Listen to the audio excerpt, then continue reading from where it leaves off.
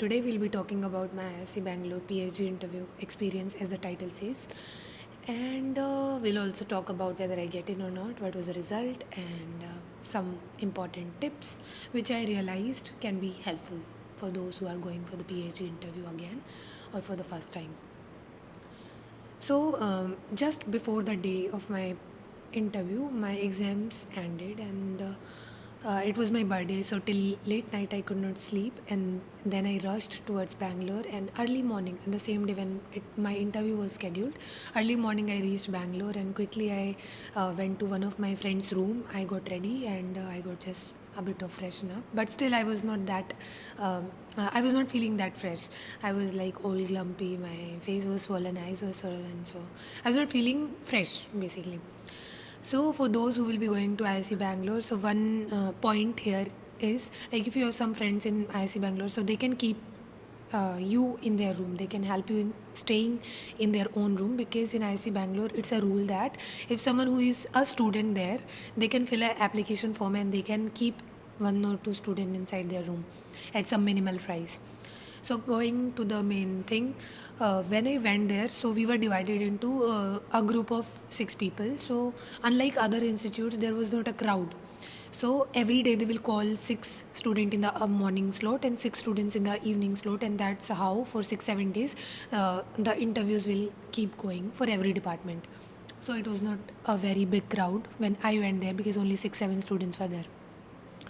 We were made to sit in a room, and we all were sitting, and it was me in the afternoon slot who was called first for the interview. So once I went inside that interview room, there were 5 people, and all of them I was familiar with their faces. I have seen their faces in LinkedIn, but like in LinkedIn you keep checking their profiles and their post and everything. So I had this thing, okay, I have seen that person somewhere, this person also somewhere. So it was like that. So after that, they made me a bit comfortable by asking me whether I had food or not. So one of the faculty there, he was like, which place you had, what you had, and then other faculties also, they joined and made me feel better. Once I was at ease, they started talking about, like, can you introduce yourself, like, quickly. So this is the moment when you can actually give a direction to your interview, because when they ask you to introduce yourself, whatever you say, okay, I'm interested in this, I've done this work, so they will there are very high chances that they will ask question from that particular thing. So you need to pay attention to this part. Like when they ask you to introduce yourself, you highlight your strong portions. So in case they ask from there, you should be like familiar. So then I introduced myself. I talked about my educational background and the kind of work I have done and all the experience I have and things I know. Then they asked me, okay, so since you said you are from nutrition background, so what subjects you want us to ask you questions from, like which subjects you are comfortable with, which subjects you are interested in, so that we can ask question from there only. So I was like, since I'm a nutrition student, so obviously I will I will be at ease if you can ask me questions from nutrition. But then they were like, but yeah, like they were not satisfied with that. They were like, okay, so along with nutrition, can we just ask question from metabolism and biostatistics, a bit of mathematics, and some molecular biology techniques and microbiota. I was like, yeah, I can try. Like, I don't know how it will go, but I can try definitely. So there were like 4 5 people, as I already told. So one by one they started, like they were not asking randomly, but yeah, like they went in a order. So at first, the first faculty, he started. He started with, okay, so what happened when we eat food? What happened? What exactly happened in our body at every level when we eat food? So I was like, sir, when we eat food, like. There will be like glucose spike, insulin, then insulin signaling. I told everything, that how receptor will be mobilized to the surface, how the different glutes will be acting, and how ultimately then I went in towards biochemistry, like the glucose, it will undergo glycolysis, then crab, then etc. Like in bits and pieces, I told everything. then similarly for other nutrients something will happen, and absorption and all those procedure will take place. They were patiently listening to everything. It took me 2-3 minutes to summarize everything, the molecular part and the biochemistry of things and everything. Then he went into can you tell me more about glycolysis, can you tell me the steps in that? So then I told, okay, that's how the things are converted. That's how the ATP and ADP, NADH, they will be formed at this step. This will be formed at this step. This will be formed. So whatever I understood, I was saying it. After that, he went towards, okay, so you were mentioning about different type of glutes in our body, like during insulin signaling and everything. So can you tell me what all type of glutes are there? So I told, yeah, depending on the type of tissue, there will be different type of glute 1, 2, 4. So I told their locations where they are located and everything. Then he asked me one thing. Sonal, tell me one thing. Like if you have two glutes, like glute 1 and glute 4, and if I ask you to differentiate between two, what molecular techniques you can? No, he didn't mention molecular techniques. Is there any procedure using which you can exactly tell me, okay, this is glute 1 and this is glute 4? So I was like, maybe based on their molecular weight. And then he was like, no, molecular weight is same.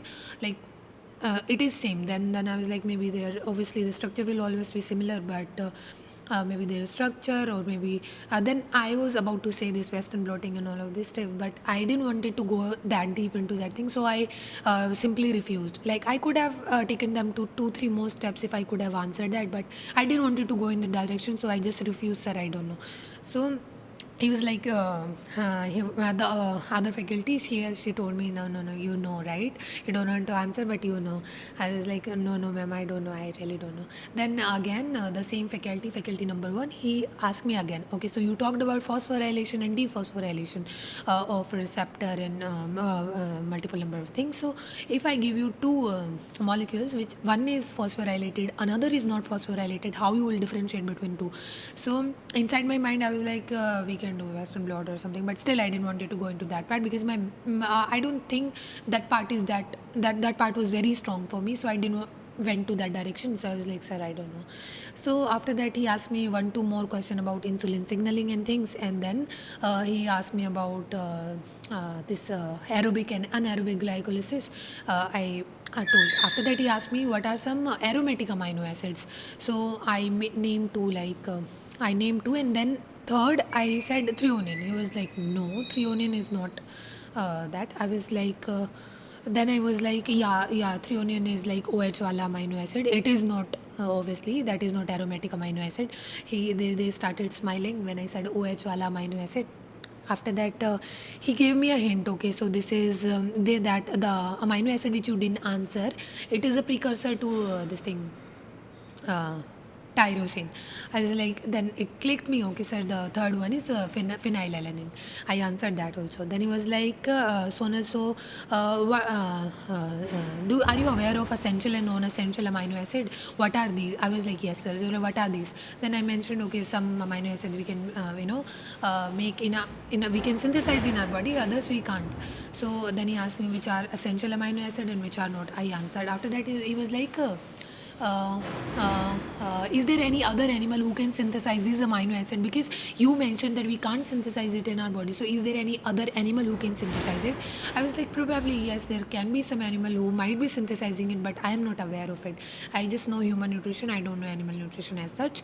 He was like, okay, fair enough.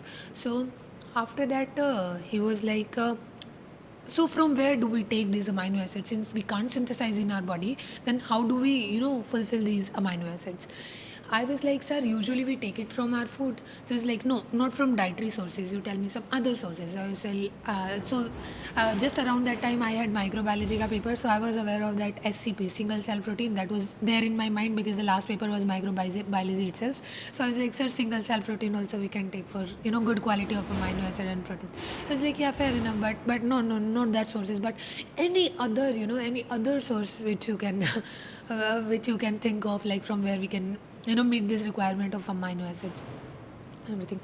So I was like, sir, yeah, obviously the faculty one who was asking, so he he was supposed to ask me question about microbiota. So I had this thing, okay, if he's asking about microbiota, then obviously, then I just randomly said this, sir, microbiota, maybe like in our gut microbiota can also synthesize some of the amino acid. Then the other faculty, she started smiling and was like, since I pointed towards her that okay, he will be asking about gut microbiota, so you just guessed it. I was like, I just paused for a second, then I was like, yes ma'am, it was just a guess. So maybe, like, I'm not aware like what all the secret. I know some of the things which gut microbiota is capable of synthesizing, but I don't know, I can't pinpoint everything. Okay, this thing, that thing. Okay. Then he moved toward, then the things moved towards the second faculty. So then I mentioned all three, commonly studied, those short chain fatty acid and their functions, like some will be food for enterocyte and some will fuel like enterocyte, and then some will have function in liver somewhere. So I mentioned all of that. Then he again, what other metabolites you can remember of? Then certain nutrients they can secrete, like vitamin K and B12. Then was like, okay, so coming to nutrients, do you think our gut microbiota can you know secrete this vitamin D? I was like, sir, I'm not sure of that. Then the other faculty, she asked me like how vitamin D is synthesized in our body. So I mentioned like under our skin we have a layer of dihydrocholesterol, and once the sun it falls on that layer, it is like it undergoes two subsequent hydroxylations, first in liver, second in kidney, and ultimately it will form calcitriol. And I mentioned all the intermediate whatever names are formed. Then they talked about the 24-25 cholecalciferol. I was like, then I talked about that also, that how it works. Then they moved toward this third faculty. She started asking, she was like, can we too much of microbiome and metabolism and everything, so can we move towards a bit of biostats? Biostats is very important. I was like, yes ma'am. Then she was like, can you just go back to that screen where you have to write, like there was a board and where you need to write. So I stood up and I went there and I took that a marker, and then I stood there, and then she was like, can you make a Gaussian distribution there? I was like, ma'am, I don't know what is Gaussian distribution. I have heard of it, but it is not clicking me right now. So they started looking at each other, and then they you know they were like, then they were like, can you draw normal distribution? I was like, I drew that bell shaped curve, and then they started smiling at each other. Later I got to know that Gaussian distribution and normal distribution is just the same thing. After that she asked me, can you draw this normal distribution in x and y? I was like, I got confused because the earlier answer I could not give, so obviously that I was like, x y. This is like, yeah, like to, like you have to make this in axis. So I was like, what are so she's like, okay, let's start it this way. What is there on x-axis? Ma'am, usually it is a parameter like height, weight or something. I was like, yes, true. And what we usually draw on the y-axis? I was like, ma'am, it's like number of number of people per unit parameter. I was like, so what do you call that? Then I tried to recollect. I was like, ma'am, yes, frequency. She was like, yeah, true. Then I drew that, and then she was like, can you draw the median for this distribution? I drew a line exactly in the center of the distribution. Then I was like, where will be the mean? I was like, ma'am, here only, same place. I was like, where will be the mode? I was like, ma'am, here only. Why mode is here, ma'am? मैंने कहा, ma'am, this is the most frequent because it's a peak. There will be, this will be the highest occurrence. So it's like, okay, and why the median is there, ma'am? Because it is 50th percentile. It's like, why mean is there, ma'am? Because obviously, like, it is equally distributed both sides, so it will fall there only. So like, so can you extend that normal distribution ka line aage? I was like, I extended. So it's like, now can you tell me where the mean will be, where the median will be, where the mode will be? I was like, ma'am, mode will stay here only. So she was like, why? When ma'am, still the frequency, the maximum frequency is coming towards here only, towards the center only. It was like, fair enough. He was like, what about the median? मैंने कहा, ma'am, median will go a bit further, like this side. I was like, what about the mean? Ma'am, mean will be here. She was like, why? मैंने कहा, ma'am, the number it is increasing towards that side because we increase the line towards that side, so obviously it is getting skewed. So once it is getting skewed, uh, the median will shift, where the 50th percentile ranks are coming. It's like, they were like, okay. So then they talked about, okay, are you aware of different parametric and non-parametric tests? I was like, yes ma'am. So she was like, so if I have two samples and I have to check their statistical significance, whether they are same or not, then what you will do? I was like, ma'am, If it is like, if you want to do a parametric test, we can do t-test, and if you want to do a non-parametric test, we can go for Wilcox. She was like, okay, now do you get to know whether it is, which one to use, like parametric and non-parametric? I was like, ma'am, if the thing, if whatever our sample is and whatever the data is, if it is normally distributed, the values are normally distributed, and we are aware of its mean and everything, all the parameters we know about the population, then we can go for parametric distribution. But in normal life, what usually happens is we are not aware of such thing, especially in epidemiology. So we usually go with the non parametric test when we are not aware of the distribution and when it is not normally distributed. She was like, okay. Then later, uh, later the same faculty, she asked me about like what all I did during my internship, since I mentioned about internship also during my introduction. So she asked like, what all you did. So I was like, ma'am, basically it was just 2 months. So basically I learned all some of the molecular biology techniques, and apart from that, that lab was cancer and exosome biology lab. So where they used to extract exosome from various food sources, and then they used to load it with drugs, and then they used to check their anti-cancer activities, and they used to check whether that particular exosome can act like a cargo or not. Then she was like, okay, so you also did extraction and all of that, ma'am? I was like, yes, ma'am, I did from Vicus racemosa. Then she was like, how did you do? I mean, like, ma'am, we used to do centrifuge, like multiple 3 times centrifuge we used to do, and then we used to have this peg solution in which we used to suspend so that it can precipitate the exosomes out. Then she asked me like, how would you know whether whatever you extracted that was exosome only or not? Then I was like, ma'am, we characterized it using DLS, and then we also checked its zeta potential, which showed whether it is stable or not, and the size. Then she was like, but still, you can get any other thing apart from exosome using that thing. Manika, yes, ma'am. Certain surface markers are also there which we can characterize, whether which are only present in exosome. Using that we can characterize, but we didn't do that because the time span was very less. She was like, okay, and after that. She asked me about okay, so do you read newspaper?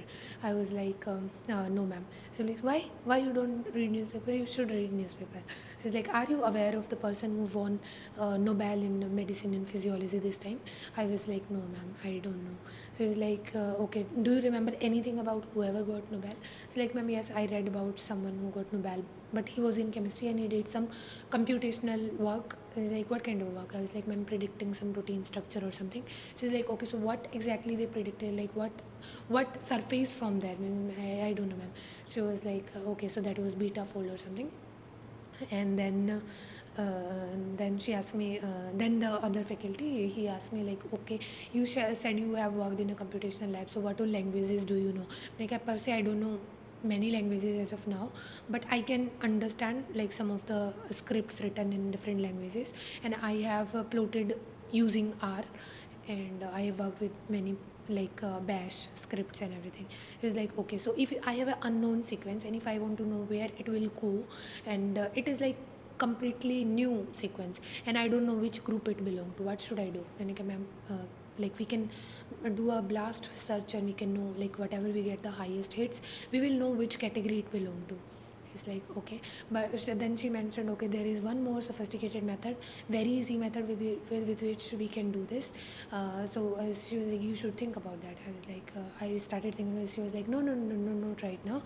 It's enough for today. So it was like 35 minutes long interview, and then the person sitting in center, she did a complete summary of my interview. She was like, you have good understanding of basics, but I feel that you have a kind of less. Yeah, in between they asked me about PCR also. There I stumbled a bit because they asked me to write the name of all the reagents required and all that. So basic ones I wrote, and then they helped me to write whatever was left. Then they asked me about what all techniques I know. So whatever I knew I told, whatever I didn't know I said, okay, these techniques I don't know. It was like, so we worked with model organism. Are you comfortable working with them? I was like, yes, ma'am. He was like, then she was like, but then they mentioned about their work, what all work they do and all that. Then she asked me whether you are free after this interview. Are you done with all your rounds? I was like, yes, ma'am, I'm done. So then she was like, you can go to our labs, you can talk to the students, and you can get to know what kind of work we do, and whatever information you want about our labs, you can go there and you can ask them. I was like, okay. After that evening time, I got a mail from one of the PI, and he asked me to, do an online meet regarding the further clarification and more information. In that online meet, only he was there, and he asked me more about my coursework, what all courses I have done, what all knowledge I have. It was not question answer, it was like more of interactive thing, like what my expectations are there for that post and what his expectations are there for that thing. Then he asked me to, wait for a while since till the, results are announced. And so the takeaway from this interview, some of the pointers which you should always take care of, like before the interviews, IISc will post what all projects are there, what all kind of work they are doing, which faculty is taking. So you should be thorough with their work. You should try to at least know what kind of work they are doing, so that you can prepare in that direction. Second thing, whatever you say, you should know, if you have an in-depth knowledge of that, only then you go in that direction.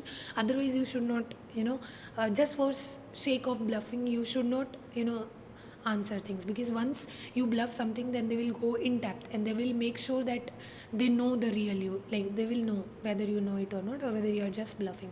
So whatever you are saying, just try to, take them towards your stronger areas, because we can't be strong in all the areas. We can be good in some, we might not be that good in a few.